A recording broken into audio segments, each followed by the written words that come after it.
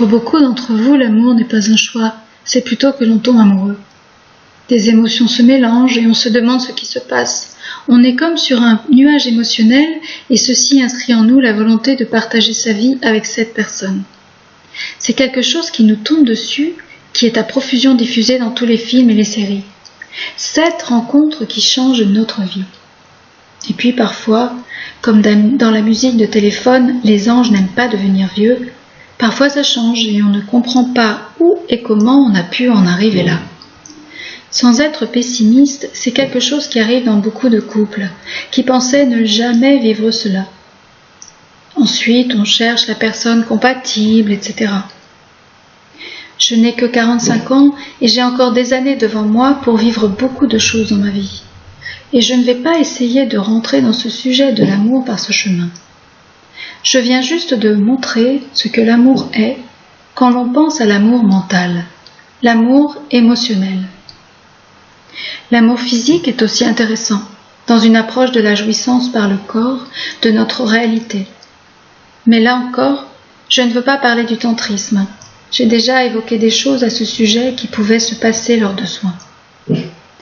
Ce que je voulais plutôt aborder, c'est l'amour comme un choix. Je dis à la personne, quand je fais le soin du rééquilibrage physique, que son corps va changer instantanément, de la position non symétrique dans l'ensemble du corps, avec un corps vrillé, à une position parfaitement rééquilibrée, et cela par l'intention et à distance. Ensuite, une fois le soin fait et la vérification faite, je prouve que nous ne sommes pas nos pensées et nos émotions, pas notre corps, mais bien un esprit incarné. C'est une conception mentale, évidemment, pour la compréhension, même si tout est un en soi. Si le corps change instantanément pendant le soin, et l'expérience que l'on fait de celui-ci change aussi, cet amour incarné est donc très variable. Si mes pensées et mes émotions peuvent influencer le changement d'une personne au téléphone, cela prouve qu'elle n'est pas ses pensées et ses émotions si elle incarne les miennes instantanément. Les émotions donc, même d'amour, changent et ne sont pas stables. Dernier point. Je prouve que je me connecte à l'esprit de la personne pour qu'elle incarne une nouvelle réalité physique. C'est ce qui se passe. La preuve physique est là et vérifiable, avec une totale détorsion du corps. Pourtant, la personne, sur le moment souvent, ne pense et ne ressent rien, pas d'émotion d'amour. Pour autant, pour me connecter à l'esprit, je me mets dans l'instant et dans l'amour. Mais alors, de quel amour s'agit-il ? C'est ce que je connais comme étant la notion la plus proche de l'amour inconditionnel. Cet amour est l'essence de notre esprit. C'est la force illimitée en chaque point de l'univers, souvent ce que l'on considère à tort comme le vide dans notre vision matérialiste. En me connectant à cet amour que je reconnais en moi, je fais exactement la même expression de l'autre comme étant moi.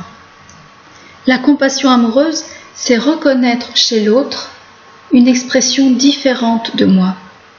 Ce n'est que la même expression créative amoureuse dans une expression différente, mais la même nature, la même source, la même unité.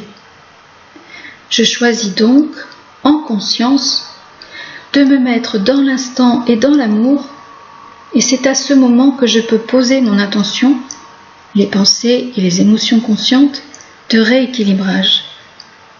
C'est un choix conscient que de poser mes pensées et mes émotions pour me reconnaître comme étant cet amour. Que je suis cet amour, créateur avant tout. Le je suis, il est là. Le reste, dans le mental, n'est que ce que j'en fais. Et dans le corps, comment je l'incarne. C'est pour cela que je pense que l'amour est un choix. Je choisis de me reconnaître comme cet amour inconditionnel, qui va incarner les conditions, par amour, de mon mental dans mon corps. Par ce choix mental, c'est comme si je mettais mon mental au niveau de l'amour inconditionnel, et donc, je peux changer par amour mental, les conditions de nos incarnations. La reconnaissance de cet amour, de cette divinité, de cette âme, de ce flux quantique, de cet esprit, de ce moi supérieur, peu importe son nom, est un choix de mon mental. C'est la base de reconnaître qui je suis vraiment. Souvent, l'amour du mental est utilisé pour faire l'amour, ou le manque d'amour de l'ego. Ce sont les émotions amoureuses. Cela peut créer de belles relations amoureuses entre deux individus, ou bien des relations impossibles ou tumultueuses, et animer les corps d'un amour physique. La société en est gavée de cet amour mental, la télé, les films, les livres, etc. Notre société qui nous fait penser comme des corps, avec un mental dedans qui fait l'expérience de l'univers, ne peut pas comprendre la puissance de l'amour avec un grand A. Il faut renverser cet état mental et comprendre que nous sommes chacun d'entre nous l'univers qui fait l'expérience de l'humain. Cette compréhension nous donne la possibilité de pouvoir faire ce choix de notre vision amoureuse avec un grand A ou amoureuse. La première est la compréhension de notre nature totalement amoureuse et divine. La reconnaissance par le mental est donc un choix permanent d'en faire l'expérience.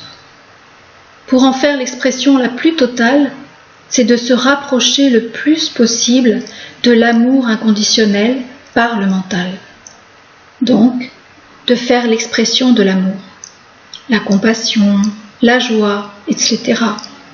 Et cela absolument sans condition, sans jugement.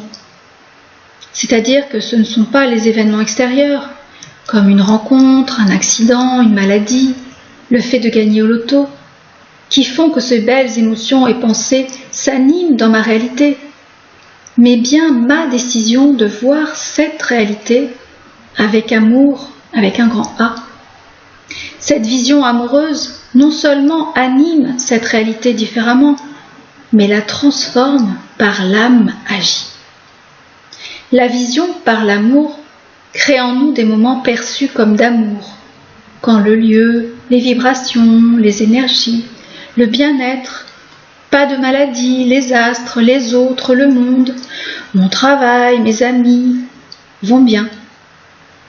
Mais le jugement, si les conditions mentales ne sont pas remplies, ça crée aussi la peur, soit le manque d'amour.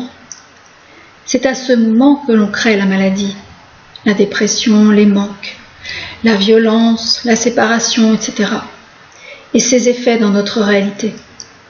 C'est ce corps, dans un univers hostile et dangereux, dont il faut se protéger des autres, en créant une zone de confort. Quand l'ego est trop dirigé par la pensée, la vie est déprimante, car une pensée vient toujours en remplacer une autre, et le danger est partout, bientôt la fin du monde, etc. Et quand l'ego est nourri aux émotions, tout est toujours en survie permanente. La vie est un véritable yo-yo émotionnel permanent, et c'est fatigant. C'est un principe important de comprendre que, souvent, en confondant l'amour, c'est-à-dire les bonnes pensées, les bonnes émotions, et l'amour, c'est-à-dire le choix de se reconnaître créateur, une parcelle de cet amour intarissable qu'est l'amour inconditionnel, donc soi-même l'amour inconditionnel, il y a alors une confusion entre la personnalité, la personne-réalité, le personnage que l'on anime par nos pensées et nos émotions dans un corps, dans le temps et dans l'espace, soit l'expression de ce que je fais et ce que je vis, et le je suis, cet amour inconditionnel qui est, dont je suis l'essence, qui n'est pas assujetti à ce personnage, mais qui en fait l'expression.